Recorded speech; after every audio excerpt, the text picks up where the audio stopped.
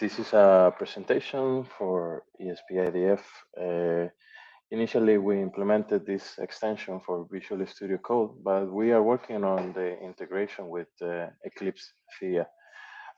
Many of the features of the ESP-IDF extension are reusable, like web views, custom tasks, etc.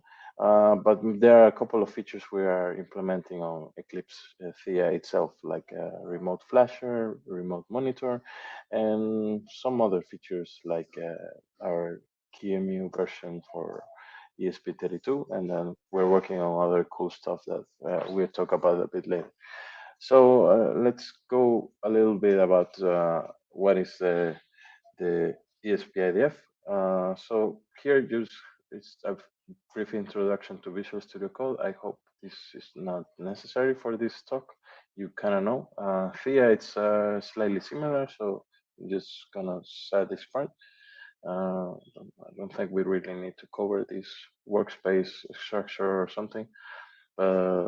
This is just some definition I made for people who were not familiar with VS Code. There is a couple of features of the extension itself. Some are not for Theia because, for example, Theia, we have a Docker image with Theia, the ESP-IDF, and IDF tools already packaged and configured, so you don't need to configure the extension. This is just for Visual Studio Code users. There's a couple of stuff that we will use, such as the show ESP-IDF examples. This is for kconfig style, which means we have a language support for kconfig files. We also have a UI version of many-config. We have several other features like partition table editor, the MBS partition editor. We can build, flash, and monitor, as we will see later. There is an OpenOCD server for debugging or any operations, but we still haven't implemented fully on Theia because we need remote connections, and we are working on some security concerns. We don't want to just give access to a remote server to your computer. We also have implemented a debug adapter, which is a middleman between GDB and the Eclipse Theia. This is also used for VS Code as well. It's based on the debug adapter protocol implemented by the Microsoft team. We also have this UI for size analysis. Some other stuff which is still like not in Theia. It's the application level tracing and system view tracing, but it's available on the VS Code. We have QEMU integration with the expressive QEMU. We will see that in a bit. We also have localization for our commands, which is Spanish, English, Chinese, Russian, and others coming soon. Some other stuff like code coverage, search in the documentation, ESP Rainmaker integration, core dump, and Gdbstub. This core dump and GDB, they also require a connection to the device, so we're still working that for Theia. We have a CMake editor, and we have a limited support for the WSL2, but that's for like people using like a desktop version. So yeah, let's go back and let's switch to the demo so we can see that in action. I have already compiled Theia as a Docker image. As you can see here, we have the Theia running in a local host. It's in a local host, and we have added a few things, not that many things. So we have a bunch of commands that we have integrated and that you can use here. The first one that we're gonna see is that we have these ESP examples. So here you can just get a bunch of examples from the IDF framework itself. For example, we will create a project using the Blink example. For making this easy, we have already compiled this project, like we have created this project, and it's already open here, as you can see. So you see that we have several parts here. You have the kconfig project build. This is just where you can contribute additional settings. As you can see, we have implemented language syntax for this. So if you want to like complete or write more stuff here, you can see that there is like some autocomplete. And this is just for ease for people who are writing their own kconfig. So still in Theia that we have a limited support for the C, C++ language support, and it's because there is the language support is using CLang, and we are working on our LLVM integration. It's pretty much there, as you can see here. We have a pretty basic definition of things. I think just there's just like a syntax highlight for the moment. You see the Go definition is still not there yet, but we are working on bringing that cool integration there. The CLang, it's already part of this here, but you kind of need to. Wow, this is not Bill. Oh wow. Oh, this is gonna be so bad.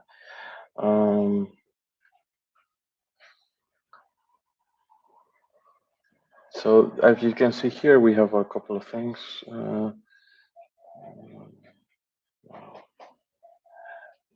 So we have this several icons implemented here. It's just to select the current project. This icon here is to select the GUI SDK config, as we will see in a bit.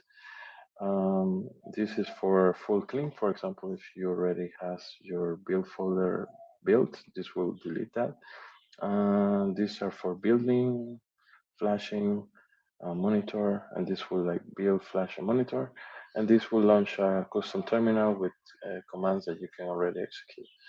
For example, this is not available here because this is for more like VS Code users who needs to configure the terminal. But if you open a terminal in Theia, it's already like everything is there. So you can see IDF5, you can see IDF5 version, and that works. That's usually everything is like already configured there. No, this is gonna take some time. Okay. Yeah, as you can see here, you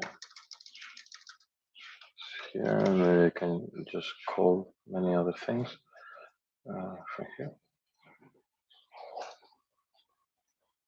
Oh, yeah, but it's just recognized, so everything is loaded on the file. You can do IDF file build or something.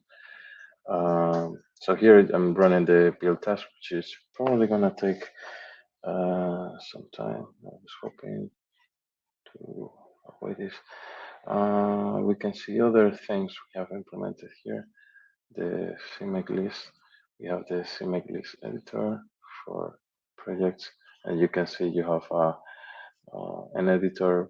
You don't need to remember the syntax for CMake list or our components. So you can see we have a few fields here that you can introduce. If you have a SDK config file, you can open this file here. So this will take some time. I'm sorry for that. There is we have several like QEMU integrations. With the QEMU manager, we will launch the image of QEMU we have in this Docker file, and that pass we will use this the result of the build. So to pass it to the QEMU, and then we will launch a QEMU instance running this Blink application. Then we will see that you can also check the monitor with this device, or you can also use a debug session with the QEMU itself. But the Theia itself, if you want to flash your device locally. We have implemented these two commands here, which is remote flash and remote monitor. So this remote flash and this remote monitor will talk with a desktop application that we have made. It's called where is this? Okay, it's this application called ESP-IDF, which is basically a Python application running on your computer. I have already started this. Basically, we just code with Python, call the main file, and then we pass the serial port on the computer. So what this command will do is basically send those binaries to the local desktop companion, which will then call ESP2 as a Python package, and will flash to your device. And the same concept will be to the serial ports. Basically, we will trigger a socket connection locally. This all happens on locally, like the remote monitor will call a socket server in Eclipse. And it will talk with your client directly on your computer. So these parts don't happen on the back end of like the Theia hosted. We're still working on more integrations, some stuff like its backend services, like the address translation. It needs some binaries that are in the Docker container itself. So we are working on bringing that to translate the addresses in the monitor thing. But for basic serial monitor output, I think it's there. Like you can see whatever is printing or whatever output, yeah, your application should output on a serial port. Okay, so hopefully this finishes soon. We almost there. As you can see, we have some icons here for launching Kimi server and launching OpenOCD server, but the OpenOCD server still is not ready for Theia yet. I mean, you can still use it on the backend if you need something, but it will have no connectivity to your serial port. We are working on that. Otherwise, besides the JIT integration and some other integrations that you can see here, like you can search in the documentation, some stuff. There is a device partition explorer, but this is what's for VS Code itself. There's some other stuff like connector rainmaker. You can see some of the traces here. And you can see the efuses on your board, but you still haven't implemented that for Theia. So you can see here the build process is already finished. Then we've finished that. Now we're gonna launch the KMU server. It's gonna start the KMU. As you can see, KMU server is running. We passed the binaries from the merge KMU, so we merge the output of the view. And then, for example, if we start the monitor key in your device,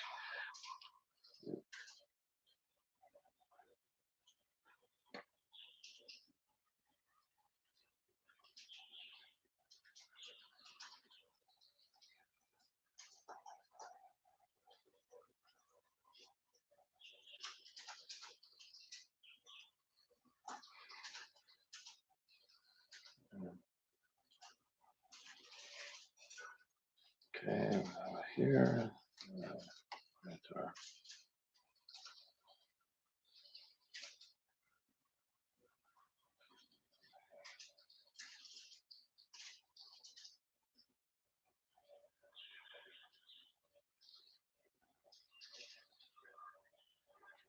You can have this here, monitor, and then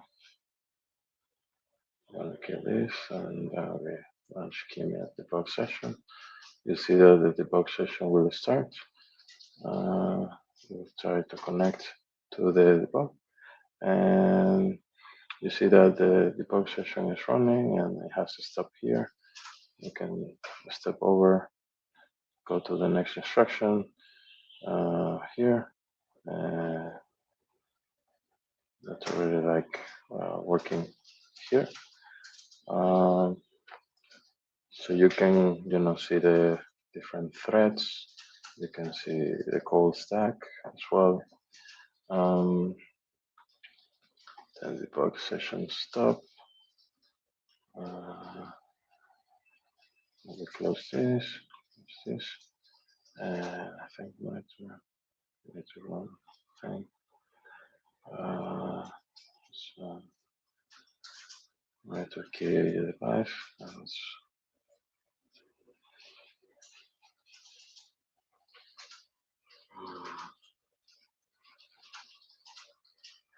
Okay, so let's try the remote flash. As you can see here, it's connected to the flasher daemon, which then you will see here our daemon is writing the binaries to my current ESP32 chip.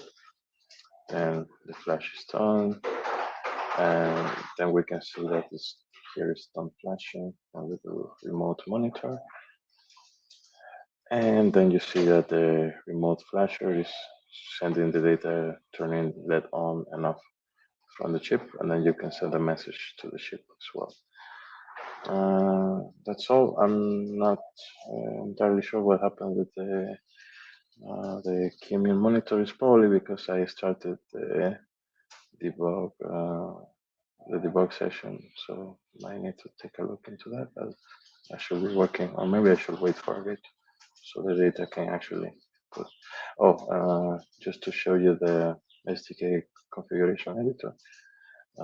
Yeah, you just type SDK, you see the SDK configuration editor, and here you can see that you can configure your device if you have something that you want to modify, for example, the external frequency or Bluetooth or something, that you can configure it here. And that's pretty much it. If you guys have any questions or anything, that's our implementation so far. Thank you.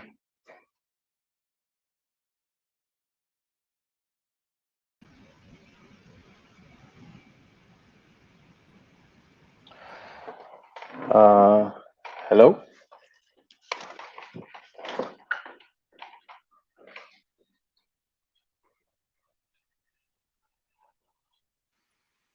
Hello? Can you hear me? It's okay. Brian, we could hear you, so you can just read out the question loud and then answer it. Sure. So before I answer the questions, I kind of wanted to show the QEMU monitor working. So maybe I can share for like a minute, like the screen. So let's see. Okay, compare screen. So because during this recording, I was for some reason I didn't get the QEMU thing working. So you see, I just start the QEMU manager, then I start the monitor QEMU, and you see that the LED is turning on and off, and you can see that my Theia is implemented in the browser. In this case, we have this test environment here. So let's go through the questions. So it was probably not very. I just noticed that the terminal was not the correct size, so we could not see the terminal. But maybe we will talk about this later. To follow the questions, question number 1.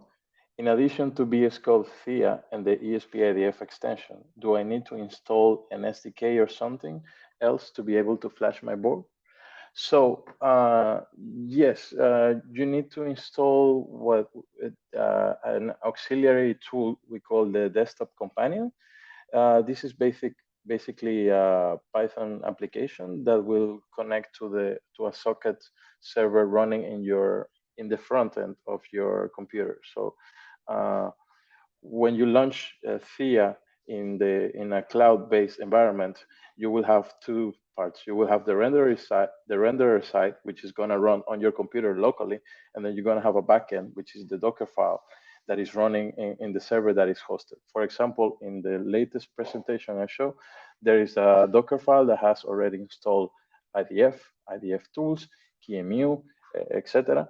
But if you want to flash your local device from this code in the cloud, what we do is from the cloud, we send those binary files to the desktop companion that you need to install.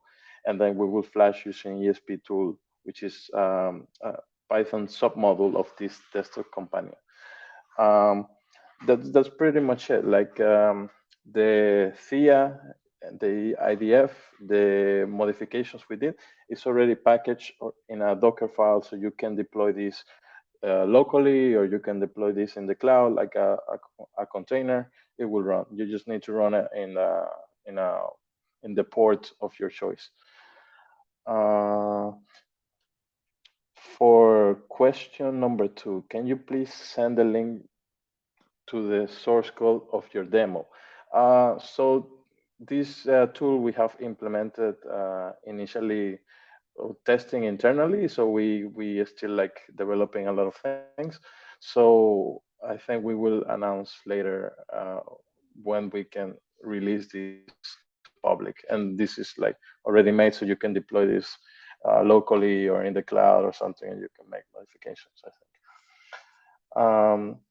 Question number 3, your demo runs on your local machine. How would it work in the cloud? Do I just plug my board to my laptop and deploy from some Theia-based website? Oh, so I guess I mentioned. So the code itself is just a Theia IDE with added plugins. So the code, you can just release it as a, we have released it as a Docker file, which we can deploy as a container in any server that you want. I run it locally, so you can see that I just run this Docker container in the local host at any given port. But you can deploy this on a server and running a specific port, and it will work. Of course, you need to consider that you need to assign some ports for communication, like some sockets to communicate the front end of your Theia with your desktop companion. I think that's about it. Do we have any other questions, or Ivan and Kondal, if you want to add something else?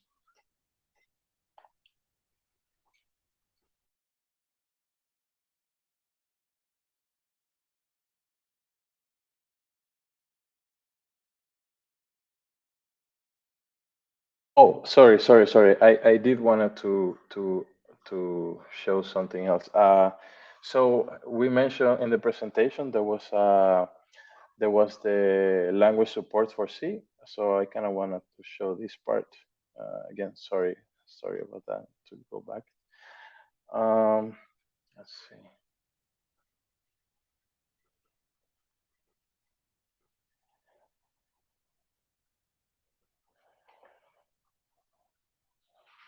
Can you see the screen?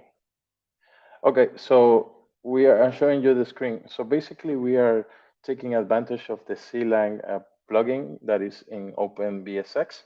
As you can see here, we already have like some syntax highlight, like the function definition, like GPL set direction, and we can like go to declaration, and then we can jump to specific functions, see definitions, etc., etc.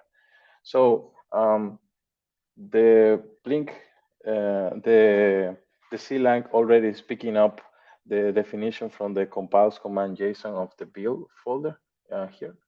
So if you can make sure that your build folder is running and is generating this file, then you're gonna get language support for your code. Yeah, that's pretty much it. Like that's working already.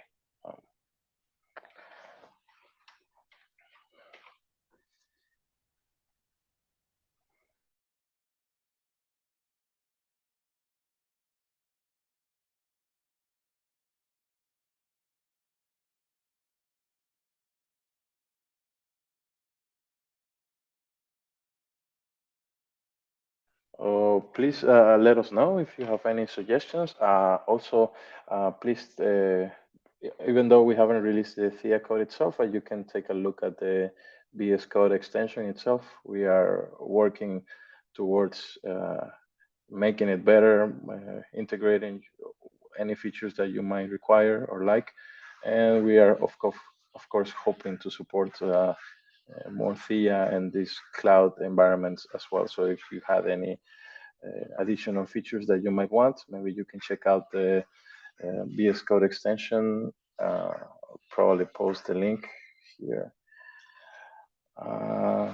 So I'll post the GitHub repository link if you want to make any suggestions, issues, or something. We are available anytime. Thank you.